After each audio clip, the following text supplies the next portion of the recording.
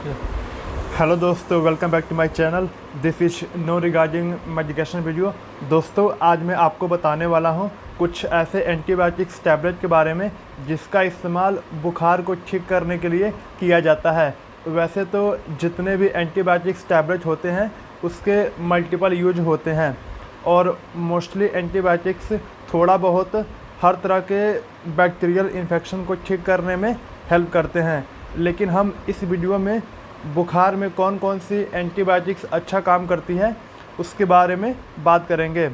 तो जैसा कि आपको पता है, जब किसी को बुखार आता है तो उसे पैरासीटामोल की टैबलेट दी जाती है, जो आपको मार्केट में कालपोल 500, कालपोल 650, डोलो 650, पैरासिप 500 के नाम से मिल जाती है और ये देने के बाद बुखार कम भी हो जाता है।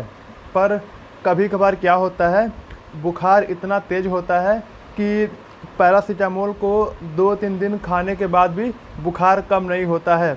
तो उस कंडीशन में बुखार को ठीक करने के लिए डॉक्टर के द्वारा कुछ स्पेसिफिक एंटीबायोटिक्स टैबलेट दी जाती है, जो कि पैरासीटामोल के साथ ही दी जाती है, जिसमें पहली दवाई होती है ओफ्लोक्सासिन 200 mg, जो कि आपको मार्केट में ओफ्लोक्स 200 के नाम से मिल जाती है। और ये टैबलेट 18 साल से ऊपर वाले लोगों के लिए एक एक गोली सुबह शाम खाना खाने के बाद दिया जाता है और इसे 3 से 5 दिन तक दिया जाता है।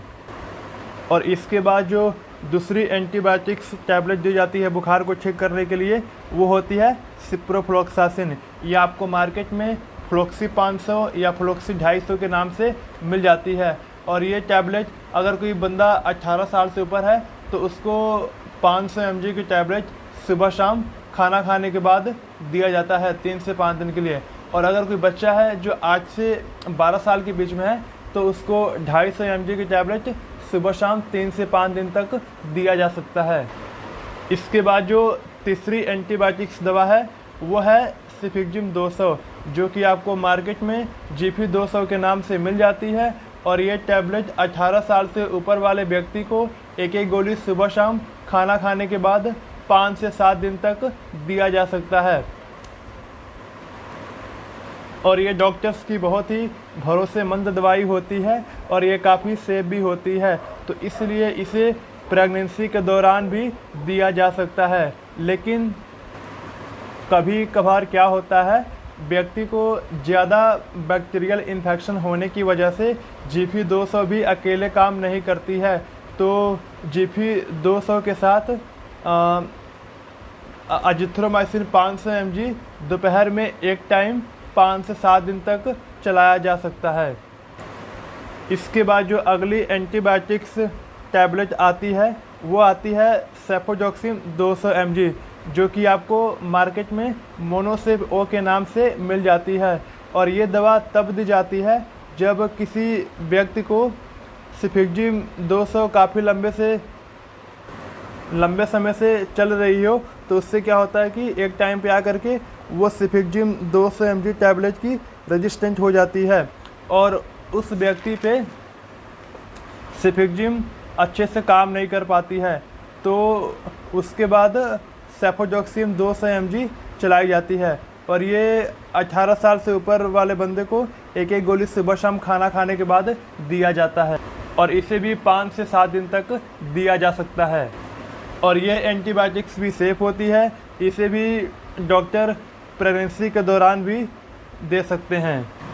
इसके बाद जो अगली एंटीबायोटिक्स है वो है सेफुरोक्सिम 500, जो आपको मार्केट में सेप्टम 500 या सेप्टम 250 के नाम से मिल जाती है।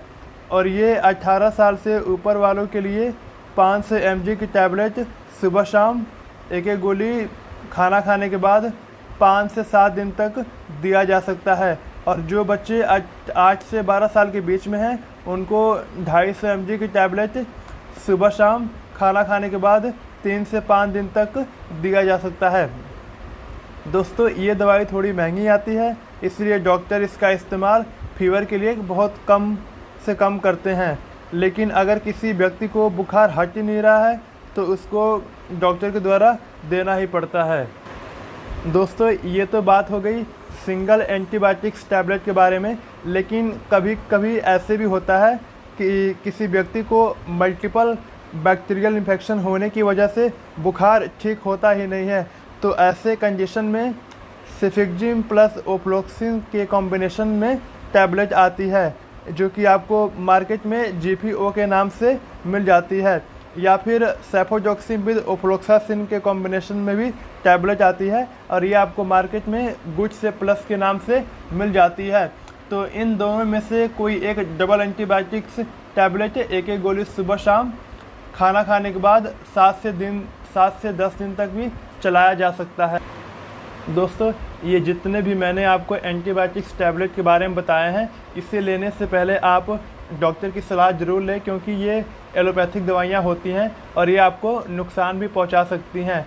इन दवाई के कुछ कॉमन साइड इफ़ेक्ट भी होते हैं, जैसे जेब में चलाना, उल्टी होना, पेट में दर्द होना, लूज मोशन लग जाना।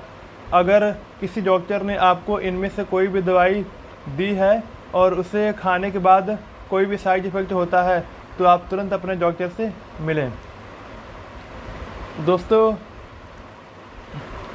अगर ये वीडियो आपको अच्छी लगे तो वीडियो को लाइक करें, और ऐसे ही दवाइयों से संबंधित जानकारी पाने के लिए मेरे चैनल को सब्सक्राइब करें। धन्यवाद दोस्तों।